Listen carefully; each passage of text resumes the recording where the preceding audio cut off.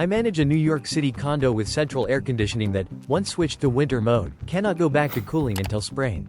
New York City law requires heat starting October 1st, but October swings from chilly to unseasonably warm, so we usually wait for a real cold stretch before turning it on. Tenants were fine with this for years. One chilly day was better than being unbearably hot for 10. Last year, the board president lost it over a slightly chilly day towards the middle of October. She sent an email demanding we turn on the heating system immediately and that going forward, the heat must always be on by October 1st. She didn't care if other units would be uncomfortably warm and that she's the board president, and she should be comfortable in her unit. This year, we followed her orders. On October 1st, heat on. At the annual meeting, tenants were furious. They wanted to know why a system that had worked for years was suddenly broken. The president started chewing me out, forgetting her email from the previous year.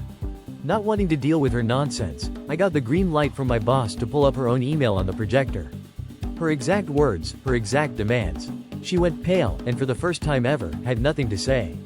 She lost her position in the election. Her replacement was very happy we called her out, and we renewed our contract for 5 more years.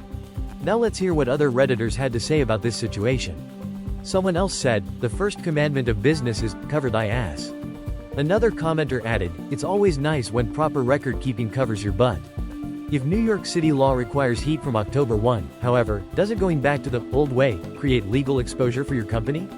A better longer-term outcome might be using the combination of law and consequences as an illustration of why the building needs to upgrade its HVAC system so the heat output can be better controlled, letting the heating system be on, but throttling the output to extremely minimal levels to avoid the overheating. Just a thought for action during the renewed contract. Many people echoed this same thought, noting the frustrations caused by poor heating and cooling systems. One person commented, I live in an old high-rise with a boiler, chiller system, and spring and fall are unbearable for this very reason.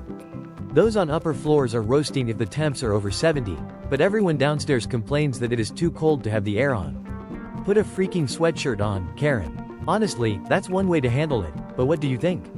Was the op right or wrong here? Let me know in the comments.